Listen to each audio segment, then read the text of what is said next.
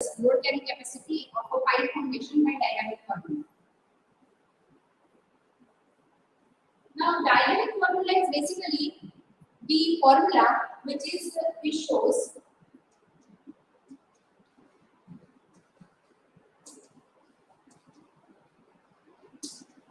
for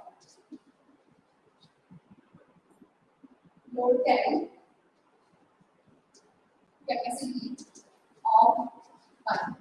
So, as we know, the load carrying capacity of a pile by dynamic formula is based on the penetration resistance. Based on the penetration resistance. Penetration resistance.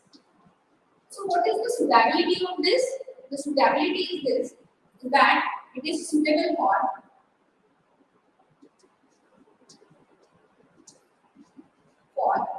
precast driven pipe.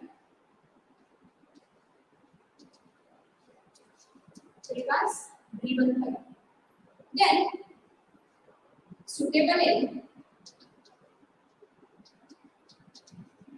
good draining material.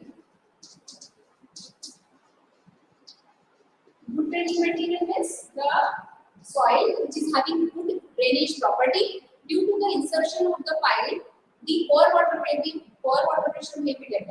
Therefore, it is suitable for particularly in sand or in gravels. Right? Then, not suitable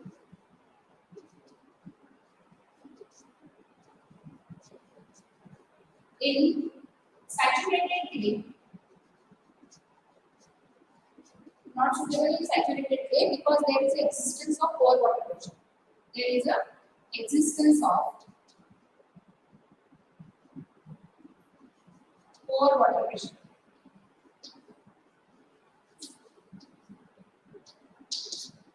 Existence of pore water pressure. So here, this is the limitation of the formula where there is a saturated clay. If there is a saturated clay, so due to the saturation, many times when the driving force is applied over the pile, the pore pressure in the saturated soil mass is developed and which is act in the opposite direction.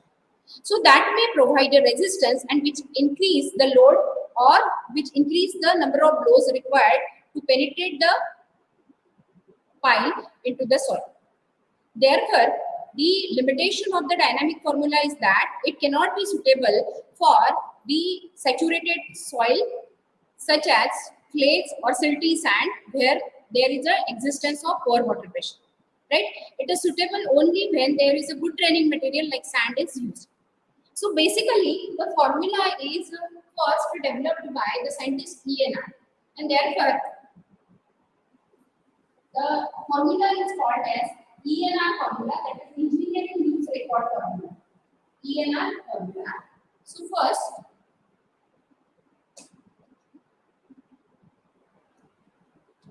here the formula is proposed by A.M. Wellington, and the ultimate load is given by QU.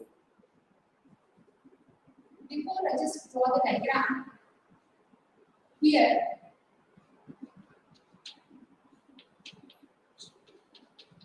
this is the good draining material.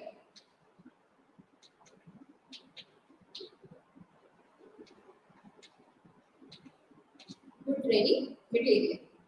Here, if the soil is in a good condition, good drainage condition, the load is applied with the help of a hammers. So these are the hammers of weight W, and this is the free pole. And this free pole is denoted by small h. Now, due to the driving force which is applied at the top, the pile is getting penetrated into the soil, and this is the penetration. So this penetration per blow is given by S. Penetration per blow is given by S, that is the small penetration given for a certain last number of blows where the penetration is achieved. So that S is penetration per blow. So as per the ENR formula, the formula which has been given by A.M. Wellington, and that is engineering news record formula. So this is ENR. This is ENR formula. So the Q is given by W into H into efficiency of hammer divided by S plus C. What is W? W is the weight of the hammer. H is the height of the free fall. Efficiency of hammer is given by neta H. S is the penetration per blow and C is the constant. Now here this constant C is different for different types of hammer. First, for drop hammer,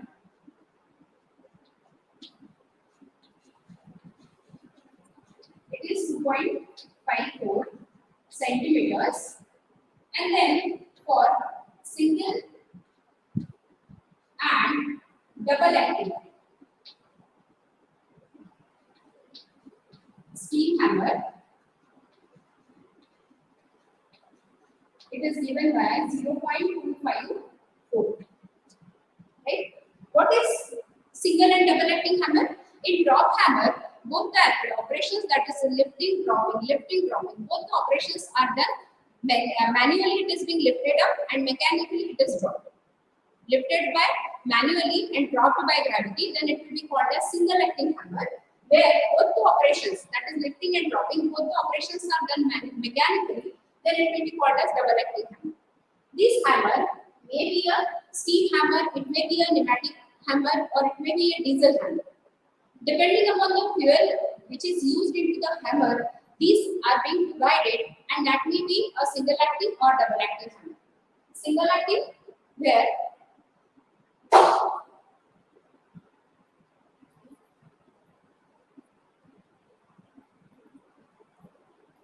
in single acting hammer, lifting is mechanically and dropping by gravity. Lifting is mechanically, dropping by gravity, then it will be called as single acting. And double acting, in both the operations, that is lifting, dropping, both the operations are manual, and this is the most efficient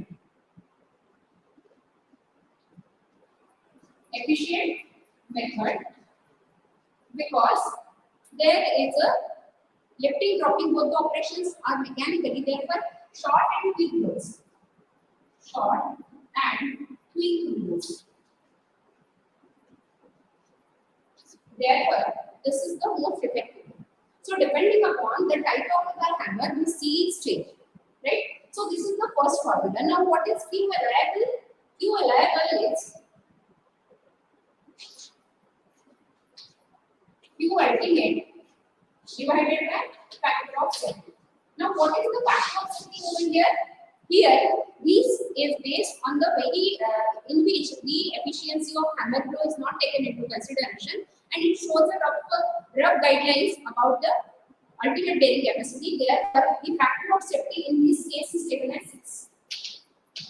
Factor of safety is taken as 6 in this formula, because it shows or it provides a rough guidelines, or the values are very crude. Right? So this is the first formula, which is called as engineering news record formula. Further, the same formula is being modified, and then it will be called as modified ENR formula. It is called as modified ENR formula, where the efficiency of a hammer blow is taken into consideration. Right?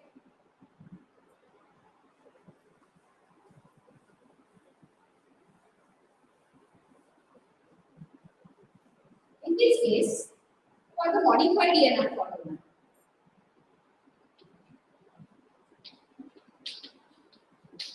modified ENR formula, in the modified ENR formula, the coefficient of restitution is taken into consideration. Because always remember that when we are driving this file into the soil by giving a dynamic pressure, once the pressure is being lifted up, there is a certain bouncing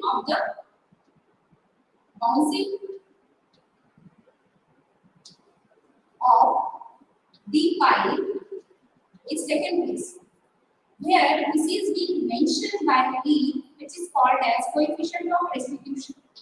Coefficient of restitution. And generally, the value for coefficient of restitution is taken into consideration.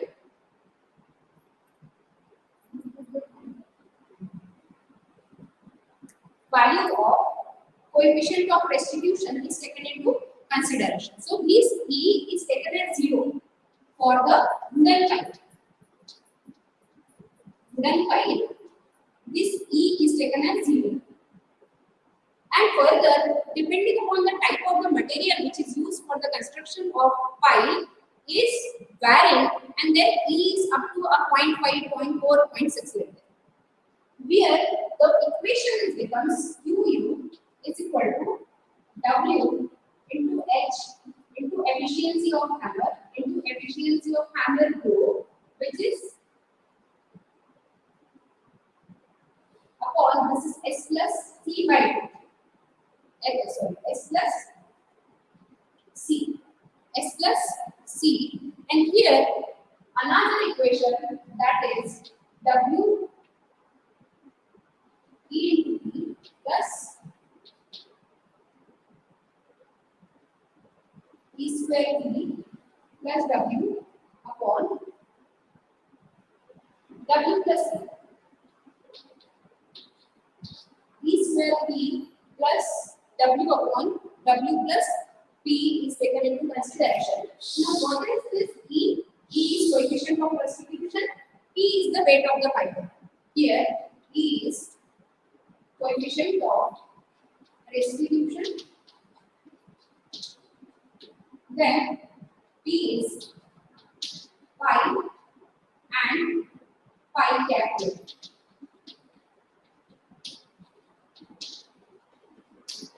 So these are the additional features are given, and here instead of giving W into H, that is the weight of the hammer, and H, here the rated energy is given. Rated energy, which is mentioned by E, which is the product of W and H. W and H. W is the weight of the hammer, and H is the height of the feet. So this is the second one. Then further, again, there are certain limitations of the test. Many times, the different parameters or the loss of the energy is not taken into consideration. Always remember that when we are considering a small pipe which is being inserted into the soil. While insertion, there is a loss of energy due to many times the center of CG of the hammer will not coincide with the CG of the pipe. In that case, there is a loss of energy. Secondly, when we are driving the pipe into the soil with the help of hammer, the heat is being generated. And due to that, there is a certain loss of the energy. So, all that losses are not taken into consideration in the ENR formula. Further, the formula is being modified by Hills. Right? So, in this case, suppose we will consider this is the pipe cap.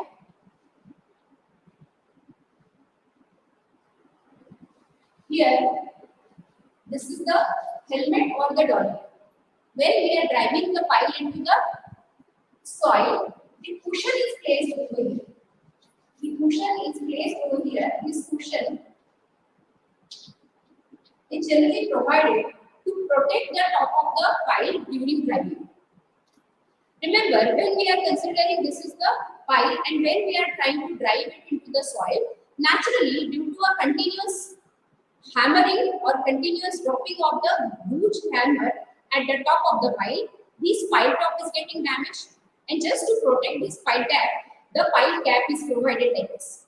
Then in between this pile cap, here there is a cushion. Cushion is provided, and due to continuous driving, sometimes this cushion is getting heated and burnt. In that case, there is a loss of energy. So that energy loss is not taken into consideration over here. And therefore, the formula is being further modified by Gillies. Formula is further modified by Gillies formula, and there he has considered all the losses. That is the loss of the heat loss, then there is a compression of the pile in surrounding soil, all the losses are taken into consideration. So here the next one is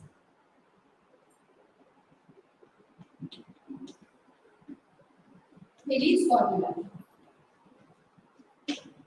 Here Healy's had taken the consideration the losses, that is QU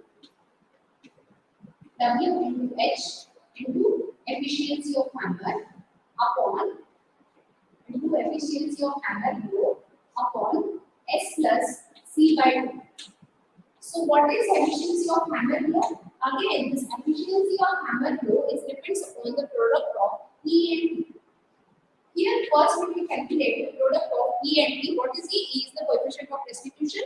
T is the weight, pile cap or weight of the pile including its pile. Right? So first we will calculate this product, and there are two cases. First case, when E and T is greater than, when E W is greater than E into V. If W is greater than E into V, then the efficiency of hammer flow is calculated as W plus E square V upon W plus N. Here, this is the first one. Then second one, when W is less than E into V, then the efficiency of hammer is W plus E square V upon W plus V into minus W minus EV upon W plus V square. So this is the case where depending upon this product of E and T, the efficiency of hammer flow is having two equations. When this W, that is weight of the hammer, is greater than E and T, then we will use this equation to calculate the value of efficiency of hammer flow. When W is greater than W is less than E into T, then we will use this equation. And the next one is C. What is C? C is the total elastic compression. C is total elastic compression. This total elastic compression C is equal to C1 plus C2 plus C3. That is, C1 is the elastic compression of the pile, elastic compression of the surrounding soil, and first elastic compression of the pile or pile cap or the helmet. So these are the three C1, C2, C3 that we are taking into consideration, where this C is in the previous one it was different. It depends upon the type of hammer which is being used, right? And here this C is different. Just remember, C in the Haley's formula is constant value, which is 2.54 for the drop hammer, and it is 0.254 is for the single acting and double acting steam hammer. Whereas in the Haley's formula, the C is not the constant, it is the total elastic compression of the pile, surrounding soil, and the helmet or the dolly. What is helmet and dolly? This is the helmet and the dolly. Due to continuous driving of this, there may be some type of compression. That compression is getting lifted when there is a lifting of the soils, when there is a lifting of the weight. So that all is taken into consideration. I think this formula is clear to you all. Then what is Q reliable? Q reliable is Q ultimate divided by factor of 7. Right? Now we will discuss the small numerical.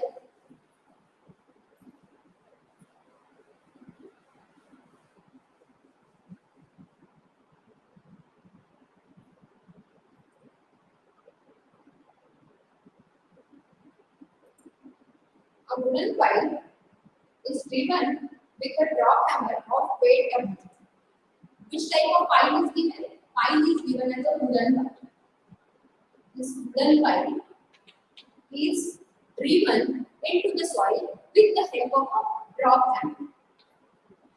Drop hammer. This drop hammer of weight W is equal to 20 kilonewton. which is given. Then the free fall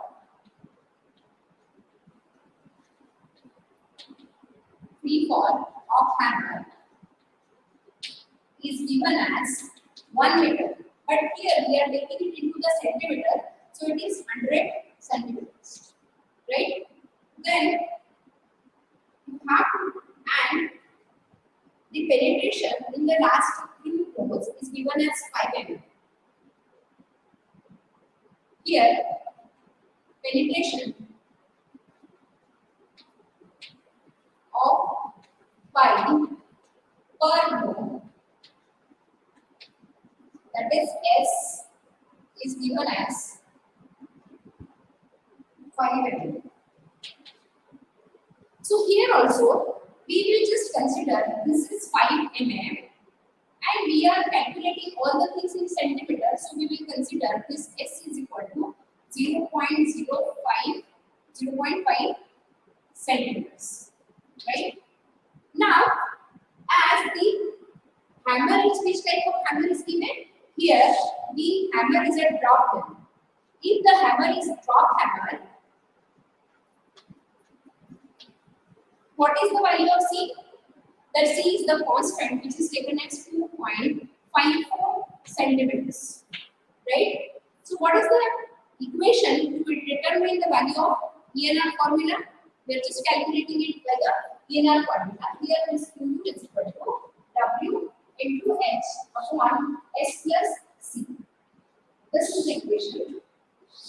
Now, W is given in kilonewton and rest of all the things we have to taken into a centimeter. Therefore, whether it is given in meter, whether it is given in mm, we will just convert it into the centimeters. And therefore, QU is equal to 20 into 100 divided by 0.5 plus 2.54, which is obtained with 658. 658 kilonewton, only because the meter is getting here. What is the value? This kilonewton per meter divided by meter. So here it will be cancelled and here we will get the value of Q is equal to 658. Now, just to calculate the value of QL, always remember that when it is given that we have to use the ENR formula and nothing is mentioned. You have to just calculate the Q reliable value and nothing is given about the factor of safety. Always there. Remember, when there is a Q reliable, factor of safety is taken as 6. So it will be QU divided by factor of safety, which is 658 divided by 6. And therefore, Q reliable is found to be 111.1.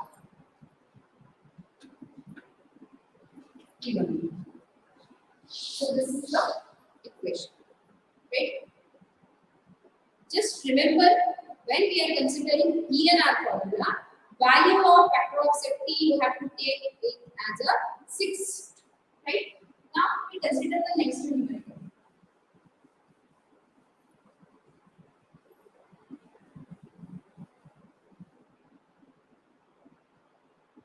A reinforced concrete pipe. Remember, if there is a RCC pipe, what is given? The pipe is a RCC pipe. RCC pipe is given of, and its weight of the pipe, that is weight of pipe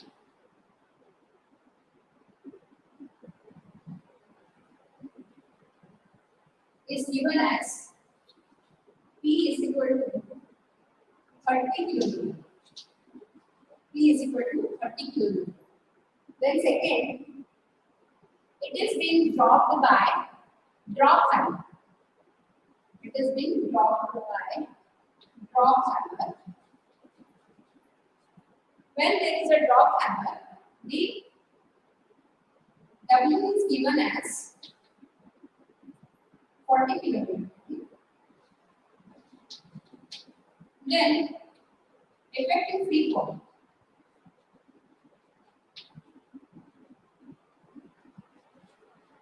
Effective free fall, that is H, is given as 0.8 meters. So it is 80 centimeters. We are calculating all these values into the centimeter. Then the average set per blow is given as 1.4 centimeter.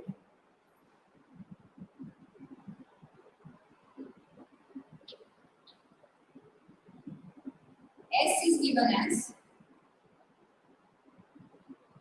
1.4 centimeters per blow. Then the coefficient of restitution. Then temporary elastic compression, that is C, is given as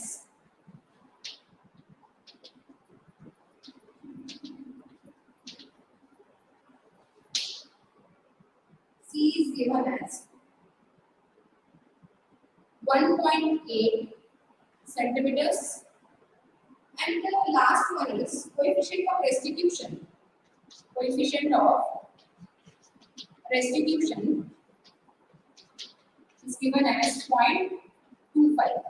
Is given as 0.25. So this is the, and last one is vector of safety is also given, which is given as. So this much data is given, where the weight of hammer, free fall, S, C, then E, all the values are given to you, and you have to find out the value of QLIM, right? So in this case, first we will use the formula, that is the release formula. Using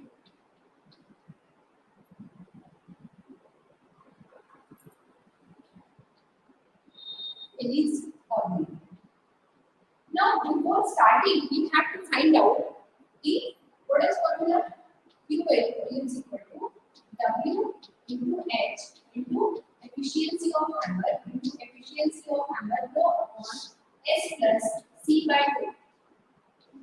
So this is the formula which is given.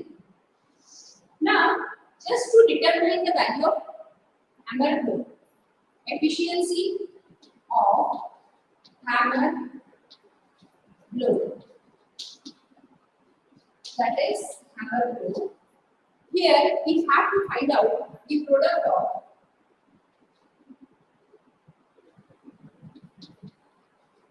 E into P. What is E? E is 0.25 and P is 30 kilonewton. That is the weight of the pipe. Weight of the pipe. So here it is found to be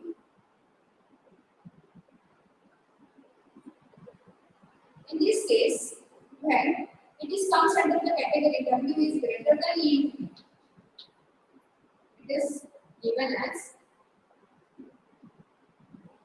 it is found to be 7.5. So this is W is what? W is 40 kilonewton, which is greater than 75, 7.5. Therefore, this is the case. W is greater than E into P. So in such cases, how do we get the value of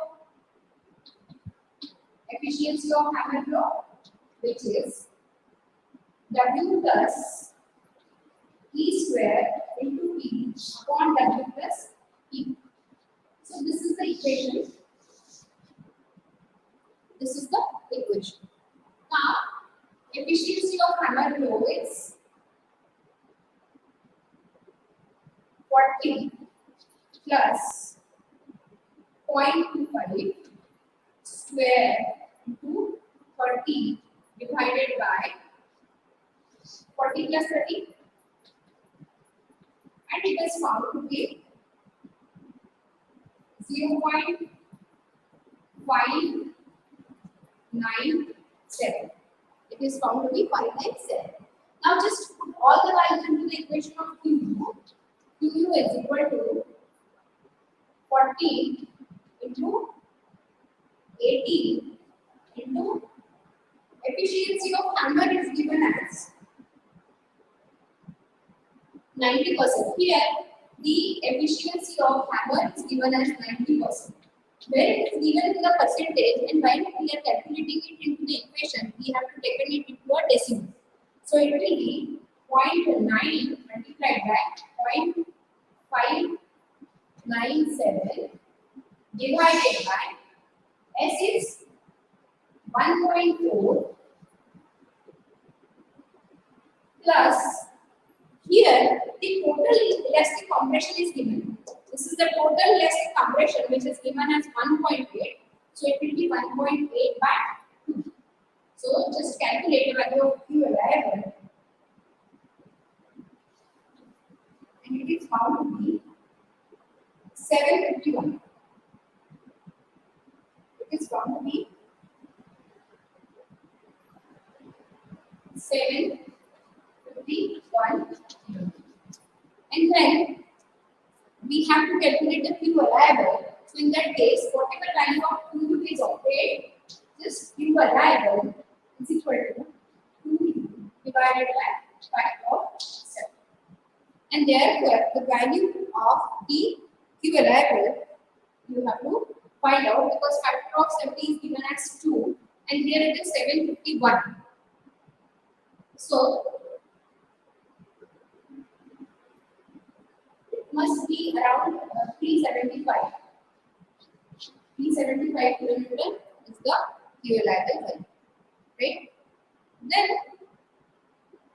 if the ENR formula we have to use, in that case, instead of the efficiency of hammer blow, directly we will get this efficiency that is W plus E square K upon W plus P, where the C value is taken as the constant. In ENR formula, this is only C, right? So with this, we have finished the pile foundation, but some of the things that we will discuss now. What is the under-reamed pile? This is about the things that we have discussed. That is the load carrying capacity of first by the static formula, load carrying capacity of the pile by a dynamic formula, and third the load carrying capacity of the pile by the in situ testing. Next criteria, third, that is load carrying capacity of pile by field test. By field test. So as we know, for shallow footing, we used to determine the load carrying capacity of the pile by a plate load test. So in the deep foundation,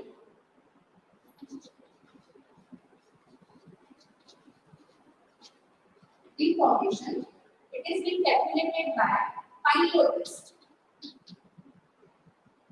This pile load test is conducted by the two ways. One is the constant loading and the another one is the cyclic load test. Another one is cyclic load test. So here the pile load test is being conducted over the test pile. Conducted over a test pile. Where the piles are being inserted into the soil. Suppose this is the ground level. This is the ground level. The test pile is being constructed or it is being inserted into the soil, where over which we are going to construct the foundation. The test pile, or many times it may be directly constructed over conducted over the constructed pile.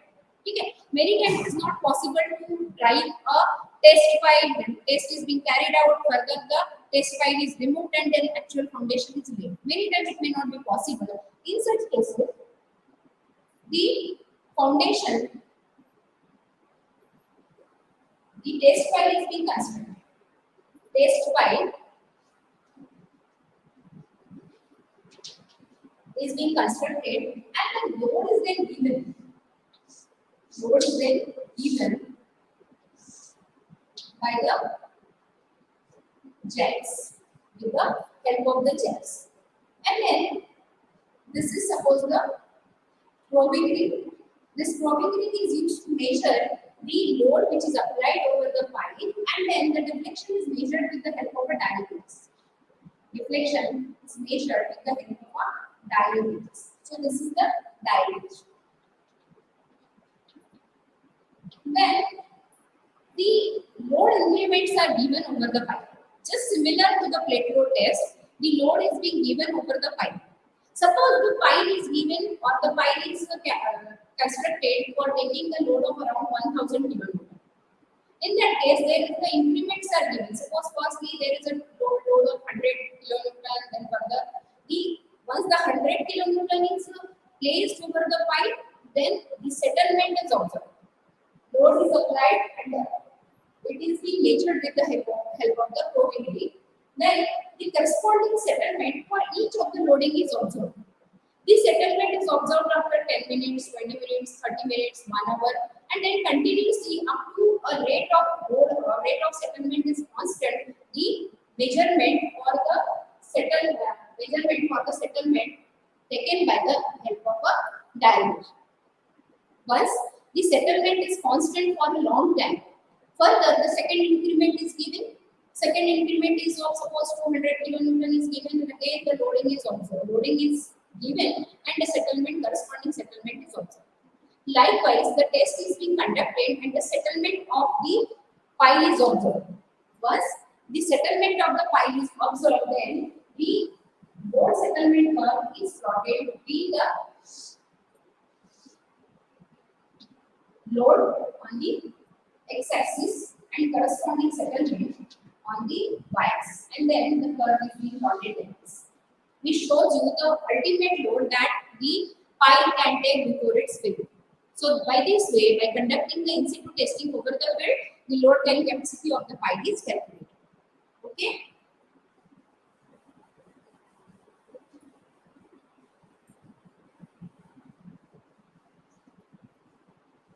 There are a few things that we have to just discuss before winding up the subject. So that is, next is underneath the pipe.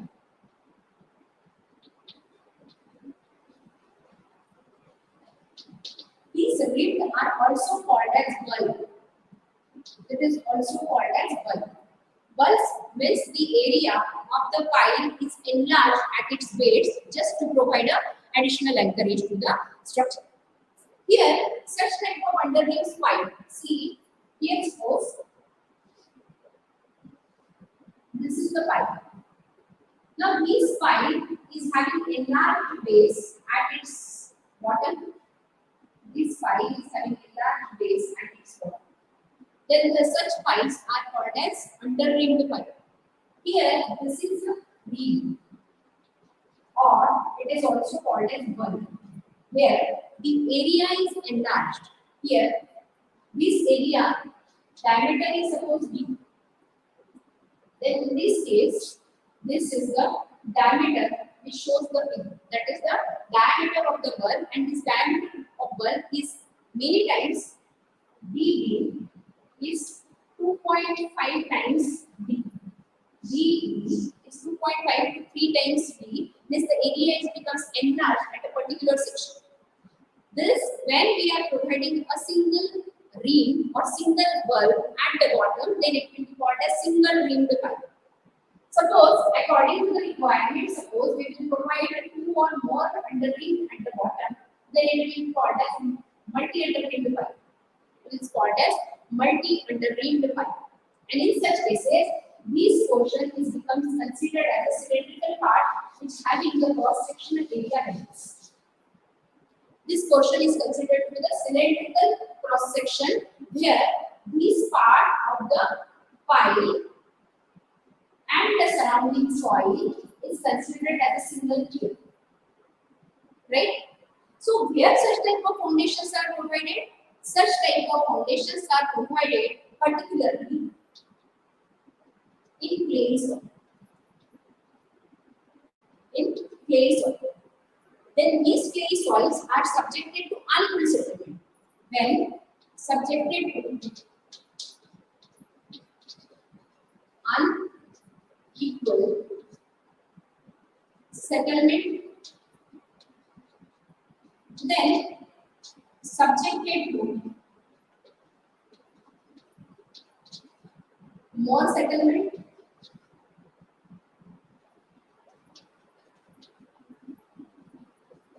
and particularly all these things are happened or coming when it will be in an expansive soil. Expansive soil just to provide extra anchorage, and there is a moisture movement. Due to moisture movement, there is a swelling of the soil. In expansive soil, what are the problems? There is a swelling and shrinking. Swelling and shrinking of soil. In such cases, we will go for the underlying pile where the base of the pile is enlarged at its bottom to provide an additional anchorage. Generally, it is used in the clay soil when it is subjected to unequal settlement, when it is subjected to excessive settlement, and particularly in expansive soils when there is a continuous moisture movement. Due to that, the additional anchorage is provided at the bottom, and this is underlying the pile. So this is the special type of pile which is called as underlying pile, right? So where it will be used? It is used for the purely clay soils. Then the very important part of this, which is called as the negative stream friction.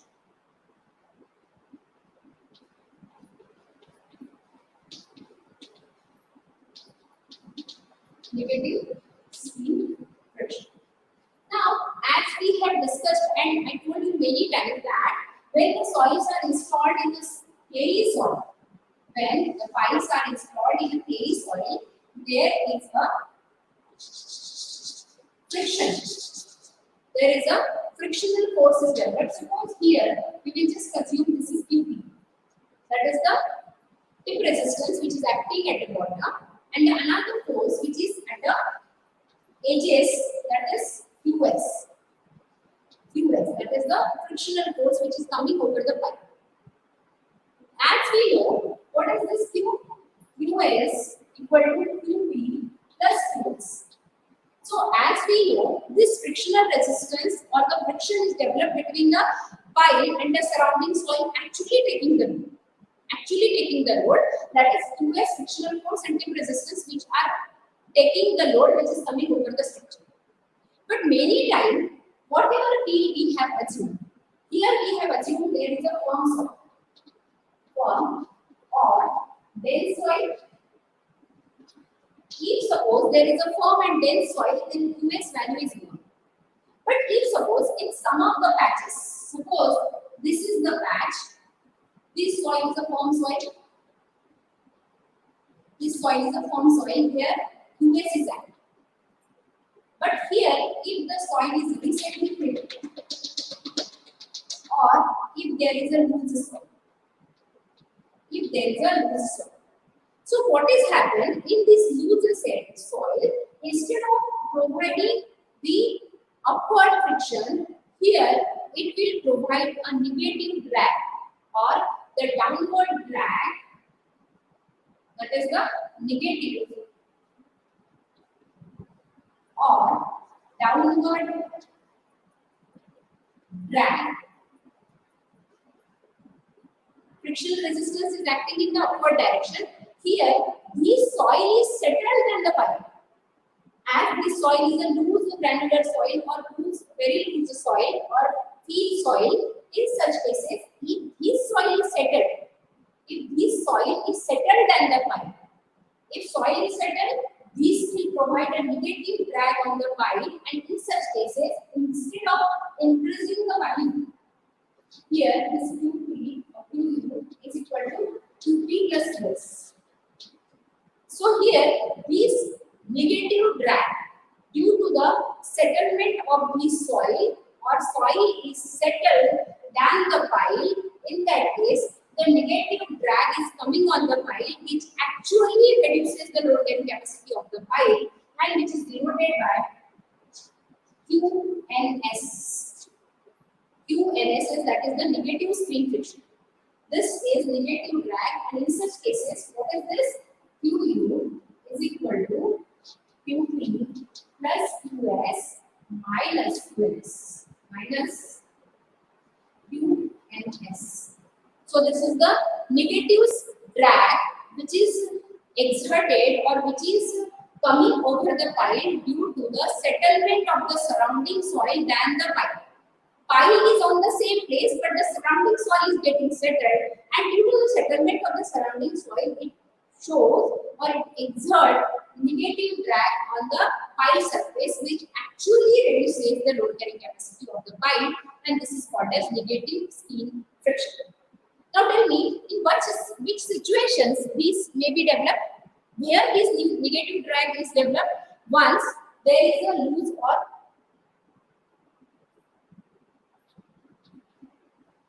loose granular soil.